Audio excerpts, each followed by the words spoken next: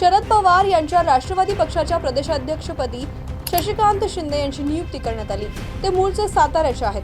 काही दिवसांपूर्वी राज्यमंत्री तथा आमदार जयंत पाटील यांनी मला जबाबदारीतून मुक्त करा अशी विनंती खासदार शरद पवार यांच्याकडे केली होती। त्यानुसार आता जयंत पाटील यांच्या राजीनाम्यानंतर शशिकांत शिंदे हे प्रदेशाध्यक्ष झाले। याच दरम्यान लवकरच शरद पवार यांच्या पक्षामध्ये मोठे फेरबदल होणार असल्याचंही बोललं जातं। विशेष म्हणजे यावेळी पवार कुटुंबियातीलच आमदार रोहित पवार यांच्यावर महत्त्वाची जबाबदारी सोपवली जाणार आहे। जयंत पाटील आणि रोहित पवार यांच्यामध्ये शीतयुद्ध चाललेलं असायचं असं बोललं जातं। त्यामुळे जयंत पाटील प्रदेशाध्यक्ष पदावर असेपर्यंत रोहित पवार यांच्याकडे कुठलीही जबाबदारी देण्यात आलेली नव्हती। विशेष म्हणजे माझ्यावर काही जबाबदारी सोपवली पाहिजे अशी आशाही रोहित पवार यांनी याआधीही प्रत्यक्ष आणि अप्रत्यक्षपणे व्यक्त केली होती।